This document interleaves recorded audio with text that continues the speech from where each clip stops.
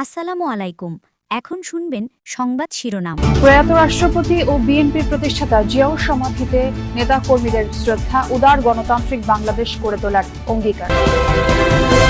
ত্রয়োদশ সংসদ নির্বাচনের দ্বিতীয় রোডম্যাপ প্রকাশ করল ইসি। ভোট কেন্দ্রে আইন শৃঙ্খলা বাহিনীর ক্যাম্প তৈরি না করার নির্দেশ।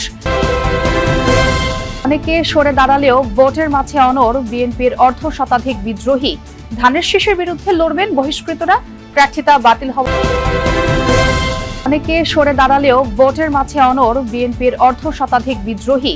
ধানের শীষের বিরুদ্ধে লড়বেন বহিষ্কৃতরা, প্রার্থিতা বাতিল হওয়া আসনে নয়া। এতক্ষণ দেখছিলেন সংবাদ শিরোনাম, এখন দেখবেন বিস্তারিত।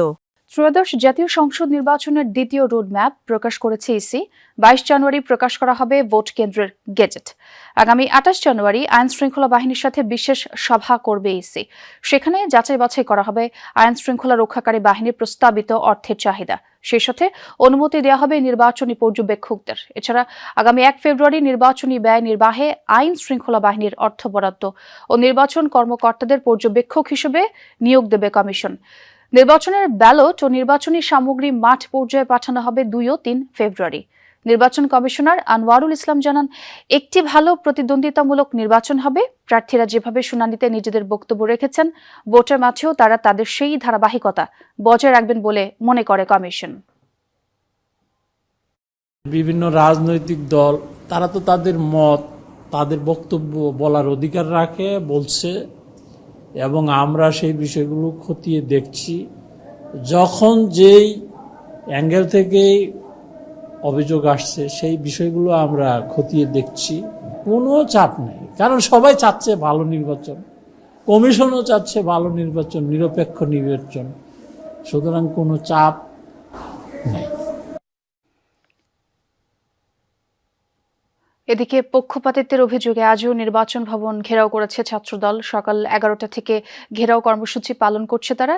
এর আগে গতকাল নির্বাচন কমিশন ভবনে কমিশনারদের সঙ্গে বৈঠক করে ছাত্রদলের 5 সদস্যের একটি প্রতিনিধি দল।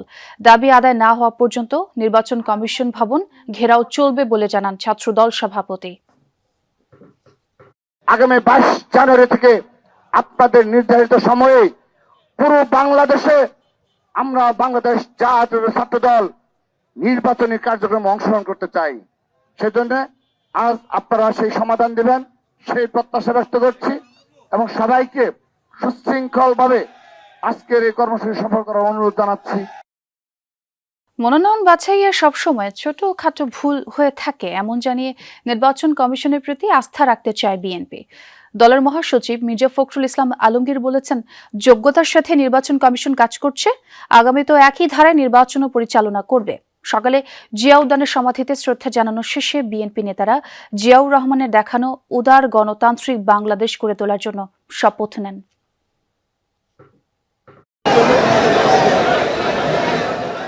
আজ এমন মানুষের জন্মদিন যার হাত ধরে দেশে প্রতিষ্ঠিত হয় বহুদলীয় গণতন্ত্র, গণমাধ্যমের স্বাধীনতা, মুক্ত পররাষ্ট্রনীতি, যিনি দিয়েছেন মধ্যপন্থী রাজনীতির দীক্ষা। সেই জিয়াউর রহমানের 90তম জন্মবার্ষিকীতে জিয়া উদ্যানে ঢল নামে বিএনপি ও বিভিন্ন সামাজিক রাজনৈতিক সংগঠনের নেতাকর্মীদের। সকালে জিয়াউর রহমানের সমাধিতে আসেন বিএনপি মহাসচিব মির্জা ফখরুল ইসলাম আলমগীর, স্থায়ী কমিটির সদস্যরা। দলীয় নেতাকর্মীদের নিয়ে পুষ্পস্তবক অর্পণ করেন তারা। পরে দেশের অগ্রযাত্রায় জিয়াউর রহমানের অবদান তুলে ধরেন বিএনপি মহাসচিব। তার অনুসৃত যে পথ, সেই পথে আমরা সামনের দিকে এগিয়ে যাই।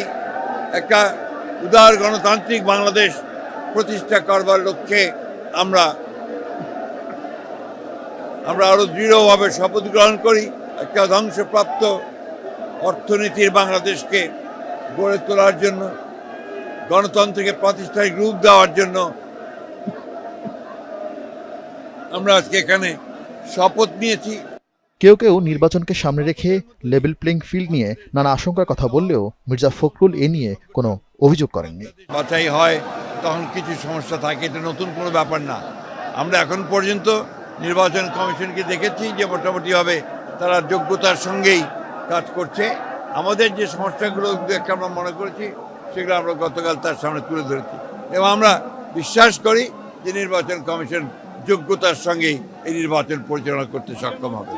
শ্রদ্ধার ফুলে ভরে ওঠে জিয়াউর রহমান ও খালেদা জিয়ার সমাধিস্থল। জিয়া দম্পতির দেখানো সততা আর দেশপ্রেম আগামীর বিএনপি ধারণ করে চলবে প্রত্যাশা নেতাকর্মীদের। বাংলাদেশে আবার গণতন্ত্র প্রতিষ্ঠা হবে এবং দেশ সামনের দিকে এগিয়ে যাবে। বীরুত্তম জিয়াউর রহমান 1936 সালে বগুড়ার গাবতলীতে জন্ম নেন। কারাগারে যাওয়ার আগে প্রতি বছরেই প্রায় এ দিনে খালেদা জিয়া স্বামীর সমাধিতে আসলেও এখন তিনি নিজেই চিরনিদ্রায় শায়িত জিয়ার পাশে। এবার এমন এক সময় জিয়াউর রহমানের জন্মবার্ষিকী পালন করছে বিএনপি, যখন মানুষের ভোটে নির্বাচিত হয়ে ক্ষমতা যাওয়ার চ্যালেঞ্জের মুখী দলটি। তবে এই নেতাকর্মীদের বিশ্বাস, শেষ পর্যন্ত মানুষ জিয়াউর রহমানের দেখানো সেই জাতীয়তাবাদের আদর্শে আস্থা খুঁজে পাবে, যেখানে আছে দেশপ্রেম, গণতন্ত্র আর স্বনির্ভর হওয়ার প্রস্তুতি। আরফিন শাকিল, যমুনা নিউজ, ঢাকা। অনন্য দেশপ্রেম এবং জাতীয়তাবাদ ধারণ করে রাজনীতির যাত্রা শুরু করেছিলেন বিএনপির প্রতিষ্ঠাতা জিয়াউর রহমান। এর আগে স্বাধীনতার ঘোষণা কিংবা রণাঙ্গনের ভূমিকায় জনমানুষের কাছে তিনি ছিলেন নির্ভীক এক সৈনিক। জিয়াউর রহমানের হাত ধরেই স্বাধীন দেশে ঘটে বহুদলীয় গণতন্ত্রের সূচনা। তার পরিকল্পনায় অর্থনীতির সুফল ভোগ করে প্রান্তিক মানুষ। সাবেক এই রাষ্ট্রপতির 90তম জন্মদিনে তরুণদের কাছে তার আদর্শ আর কর্মময় জীবন এক অনুপ্রেরণা। আরফিন শাকিল জানাচ্ছেন বাকিটা।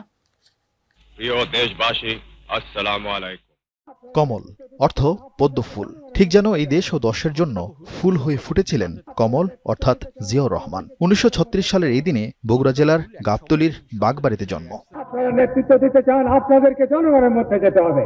1955 সালে যোগ দেন সেনাবাহিনীতে। তরুণ সেই অফিসার যেমন সাহসী তেমন ছিলেন চৌকস। 1971 সালে দেশের টানে পাক হানাদার বাহিনীর হত্যাযজ্ঞের বিরুদ্ধে বিদ্রোহ করেন এই সেনা কর্মকর্তা। তার মুখ থেকে আসে স্বাধীনতার ঐতিহাসিক ঘোষণা।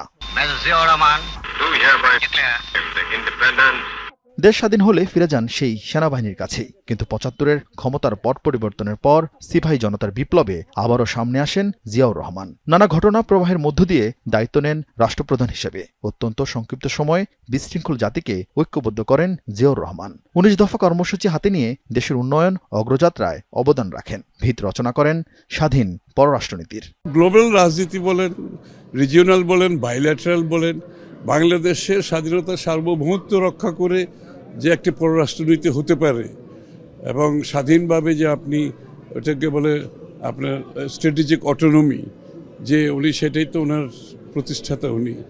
তো ওই ভিত্তির উপরে আগামীর বাংলাদেশ আমাদের যদি আমরা গড়তে পারি, তাহলে সত্যিকার অর্থে আমাদের স্বাধীনতার যে প্রত্যাশা, আকাঙ্ক্ষা আমরা পূরণ করতে পারবো। জিয়াউর রহমানের হাত ধরে এদেশে প্রতিষ্ঠিত হয় বহুদলীয় গণতন্ত্র। পরিচয় সংকটে আক্রান্ত জাতিকে দিয়েছিলেন দেশপ্রেম আর